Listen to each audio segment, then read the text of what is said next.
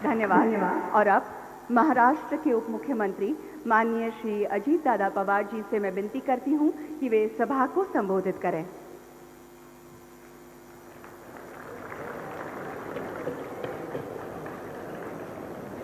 साईबाबाच्या पुण्यनगरीत मी भारताचे लाडके पंतप्रधान नरेंद्रभाई मोदी यांचं मनापासून स्वागत करतो।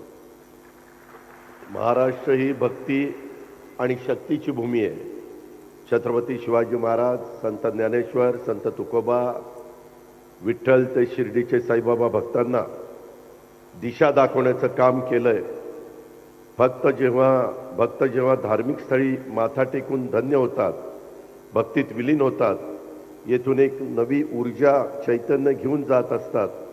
प्रत्येक किलोमीटर अंतरावरून आलेल्या भक्तांना मंदिरात आल्यानंतर मंदिराच्या आंतरिक शक्तीनं तर ऊर्जा प्राप्त होतच असते।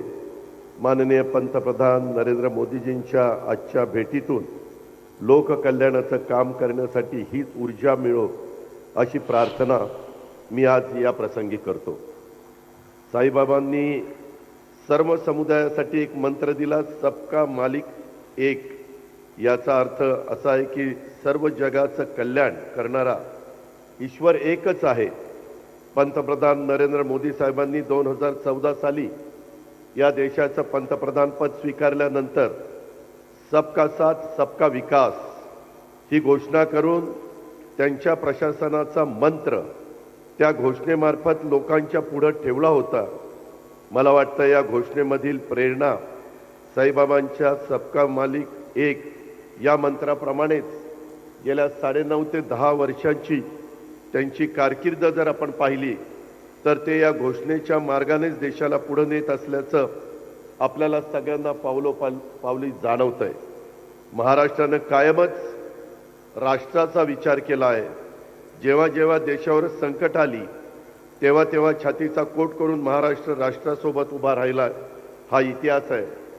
आदरणीय स्वर्गीय यशवंतराव चव्हाण साहेबांनी हीच भूमिका वेळोवेळी मांडली होती आणि त्याच भूमिकेतून आज मोदी साहेब राष्ट्र बळकट करण्याचं काम करत असताना आम्ही त्यांच्यासोबत जाण्याचा निर्णय घेतला। पंतप्रधान मोदीजींनी म्हणजेच विकास हे समीकरण घट्ट झालं आहे, त्यामुळेच विकास हा समान धागा असल्याने आम्ही सर्वजण आज पंतप्रधान नरेंद्र मोदी साहेबांच्या राज्याच्या संयुक्त नेतृत्वाने या दृष्टिकोनातून काम केलेलं आहे। आज अनेक महत्त्वाचे प्रकल्प त्याचं भूमिपूजन आणि उद्घाटन पंतप्रधानांच्या शुभ हस्ते होत आहे। त्याच्यामध्ये तुमच्या माझ्या बळीराजाचा महत्त्वाचा मुद्दा म्हणजे पाण्याचा। मला आठवतंय माझा आजोळ नगर जिल्हा असल्यामुळं 53 वर्ष कितीतरी वेळा निळवंडे धरणाचं नारळ फोडण्याचं काम अनेक राज्यकर्त्यांनी केलं। निवडणुका आल्या की नारळ फोडायचा आणि लोकांना सांगायचं की आता आम्ही निळवंडे करणार। बघता बघता 3 पिढ्या, पहिली पिढी गेली, दुसरी पिढी गेली, आता तिसरी पिढी ह्याच्यामध्ये जाते। 8.5 TMCचं धरण, 2.25 लाख एकर क्षेत्र ओलिताखाली आणणारं धरण। आत्ताच मोदी साहेब तिथं पाणी सोडत असताना, जलपूजन करत असताना आम्हाला सांगत होते की बाबांनो, पाणी हे महत्त्वाचं आहे, ठिबकचा वापर करा, पाण्याची जेवढी बचत करता येईल तेवढी बचत करा, तर आपल्या सगळ्या शेतकऱ्यांना ते पाणी मिळणार आहे।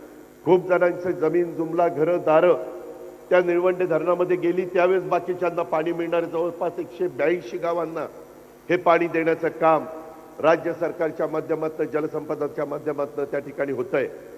अनेक चढ उतार आपण ह्या बाबतीमध्ये बघितले, परंतु एकदाच हे धरण पूर्ण पण झालं आणि कॅनॉलची पण कामं, दुसरा कॅनॉल साधारण डिसेंबरला पूर्ण होईल।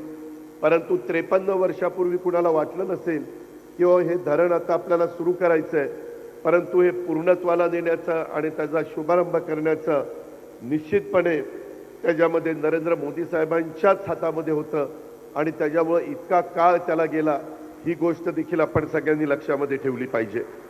खरं तर एकंदरीतच हे सगळी धरणं होत असताना आपण योग्य प्रकारची पिकं घेण्याचा प्रयत्न करा। आजच्या या कार्यक्रमाच्या निमित्तानं अनेक मान्यवर इथं उपस्थित आहेत, मी सगळ्यांची नावं घेऊन वेळ घेतला नाही, कारण आपण सगळेजण मोदी साहेबांचं भाषण ऐकण्याच्या करता उत्सुक आहात ह्याची मला जाणीव आहे.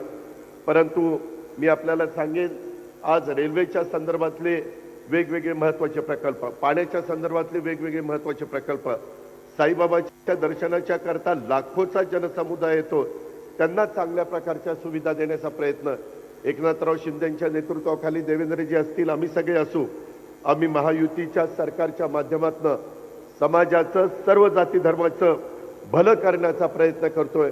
आज आपण पाठीमागच्या काळामध्ये स्वतः नरेंद्र मोदी साहेबांनी शेतकऱ्यांना 500 रुपये महिना देण्याचा निर्णय घेतला आणि एकनाथराव शिंदे साहेबांच्याही सरकारने महिना 500 रुपये असे आता आपण साधारण शेतकऱ्याला 12,000 रुपये वर्षाला त्या ठिकाणी देण्याचा निर्णय घेतलेला आहे. एक फुल ना फुलाची पाकळी हे देण्याचं काम आहे.